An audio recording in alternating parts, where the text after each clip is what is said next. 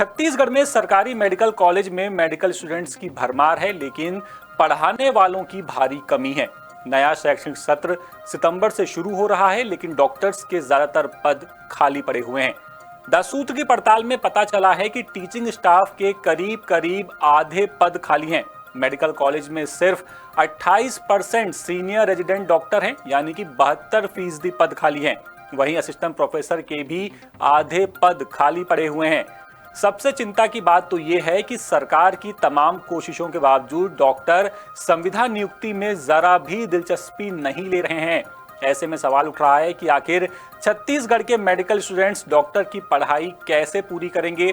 प्रदेश के medical college में 6,500 से ज्यादा मेडिकल स्टूडेंट्स हैं, जिनकी पढ़ाई पर बड़ा संकट अब मंडरा रहा है। कैसे, देखिए रायपुर से हमारे ब्यूरो चीफ अरुण तिवारी की पड़ताल करती ये खास रिपोर्ट।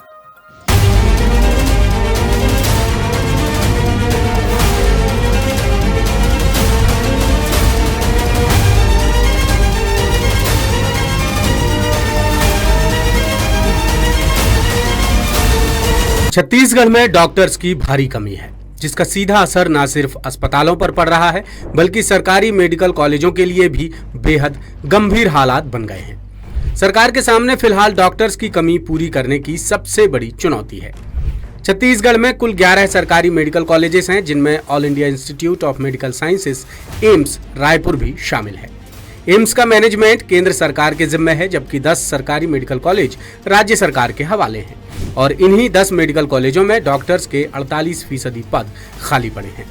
सीनियर रेजिडेंट डॉक्टर्स के 72% और असिस्टेंट प्रोफेसर्स के 51% पद खाली हैं।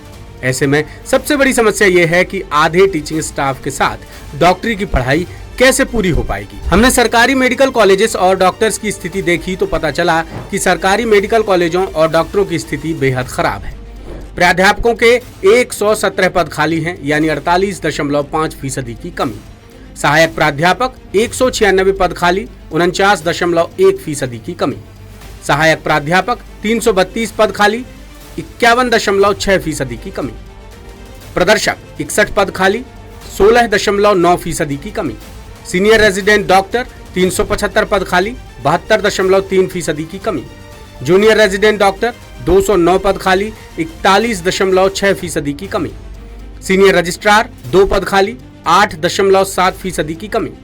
रजिस्ट्रार 5 पद खाली, 16.1% की कमी। इस तरह कुल 1,290 पद खाली हैं और 48.5% की कमी है। इसके अलावा आदिवासी जिलों में हालत और भी खराब है।